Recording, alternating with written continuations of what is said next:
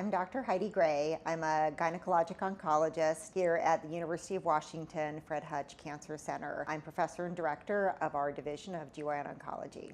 September is a Gynecologic Cancer Awareness Month, and gynecologic cancer really encompasses all of the cancers of the female reproductive organs. So folks who have a uterus, fallopian tubes, ovaries, vagina, and vulva. So it encompasses all patients who still have those organs, and it might be at risk of developing cancer in those areas. The most common gynecologic cancer is endometrial cancer, which we also sometimes call uterine cancer, because most of those cancers are uterine cancers. And then the second most common is ovarian cancer, and then the third most common is cervix cancer. The less common cancers of the vulva and vagina, but we do see it not too uncommon frequently. Transgender males that still have gynecologic organs, again, such as uterus, cervix, tubes, and ovaries, still need to have gynecologic care because cancers and illnesses can affect those organs still. Our most effective screening program for gynecologic cancers is for cervix cancer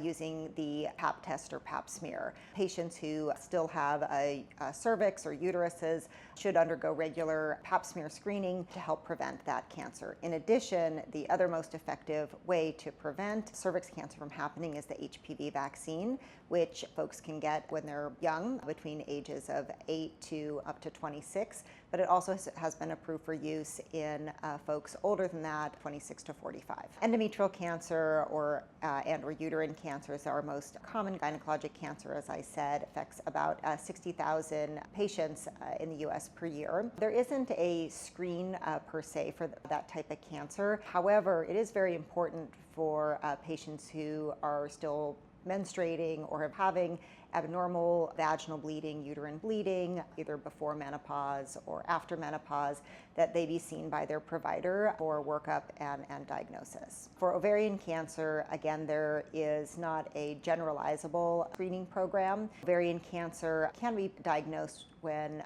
patients are having symptoms, and the most common symptoms can be bloating, changes with urination, kind of feeling full early, or pelvic pain that's lasting for over 2 weeks. There are some cancers that can be associated with particularly endometriosis, clear cell cancers, or endometrioid cancers of the ovary, but they're pretty rare. Folks who have these diagnoses should be under regular care by their gynecologic providers.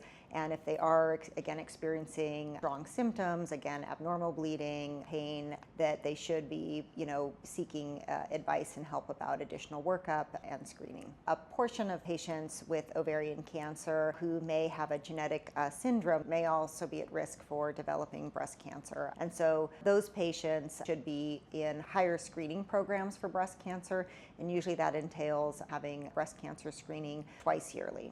I just wanted to highlight that September is just a really important month to raise awareness for gynecologic cancers, both for patients who have a gynecologic cancer or advocacy, and for increased funding around research for these cancers. So I hope that everyone can take this opportunity to think about how they can help promote advocacy for these cancers, as they do affect a large portion of patients